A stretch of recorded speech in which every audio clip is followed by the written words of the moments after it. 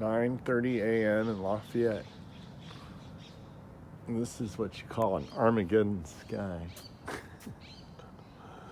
It's so dark that when I walk out on my back porch, the little security light gets tripped because it thinks it's nighttime, even though the sun came up 2 hours ago. The birds still think it's nighttime. It's bizarre. Look at how orange my driveway is. So I have a theory, and it's a little bit of a conspiracy theory. It involves the Russians. It involves the election, and it involves the color of our president's hair. I think the Russians were up to this.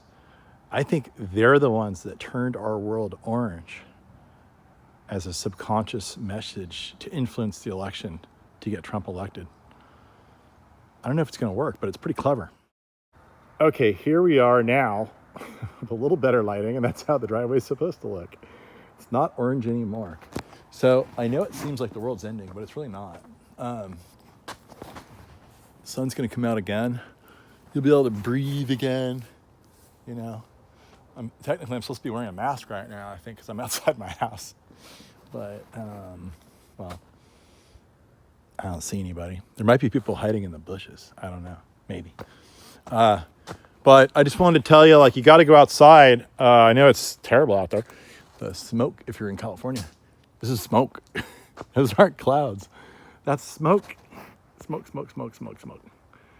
Smoke. So there's some ridge over there, but you can't see it because there's smoke. Smoke, smoke, smoke.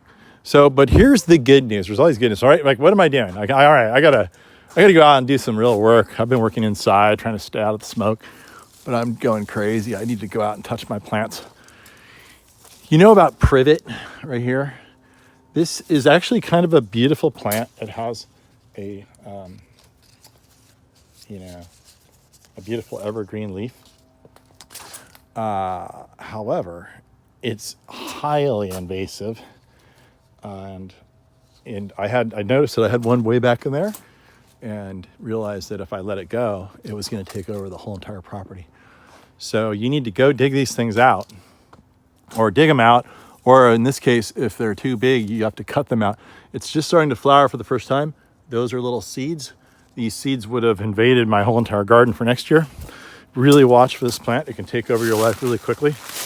And one way to get rid of it, I don't often recommend the use of chemicals. However, in this case, I'm going to use chemicals. So what did I do? Here's the stump. So you go and you get Roundup, full strength Roundup.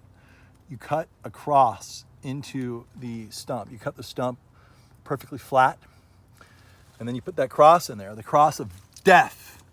Then you fill the cross of death immediately after cutting the tree down with Roundup. And I know it sounds evil, but there's like chemotherapy is evil too, unless you need it. So here it is. Roundup, the evil Roundup. Everyone's going to hate me now, huh?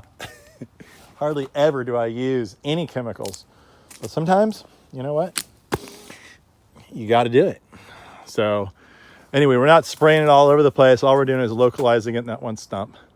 And I probably had this gallon of Roundup, this 2.5 gallons for years because I used so little of it. But anyway, every so often, you got to get the heavy hitter out. And that will kill the root system. It will not come back. Otherwise, you cut it to the ground, it's just going to come right back. But here it is. This thing would turn into a 40-foot tree if I allowed it, and it would have babies all over, and it would just completely take over my life. Here's one good thing, guys, about this weather system that we're in now, if you want to call it that, is that it's free fertilizer. See that? That's ash. That's ash. So the ash is coming down on all of your plants. And the moment it rains, everything is going to turn bright, beautiful green. It's going to be the most beautiful spring ever because all these plants that don't get any fertilizer, especially in the native habitat, they're going to be fertilized with all this beautiful ash. It's all over. It's all over right now in a light solution. And as soon as the rain gets on it, it will liquefy and the plants will soak up the ash and the fertilizer through their leaves, foliar feeding, and they'll immediately turn green. And then the residual will go down to the ground and act as a slow release fertilizer. So there's always a flip side to everything, right? So anyway, just know that there will be a beautiful spring again. And if you start going crazy, just go outside, get something productive done, like getting rid of your privets so they don't take over your life, and just marvel in the fact that everything's going to be beautiful green soon again once it rains, and all this fire stuff will be over.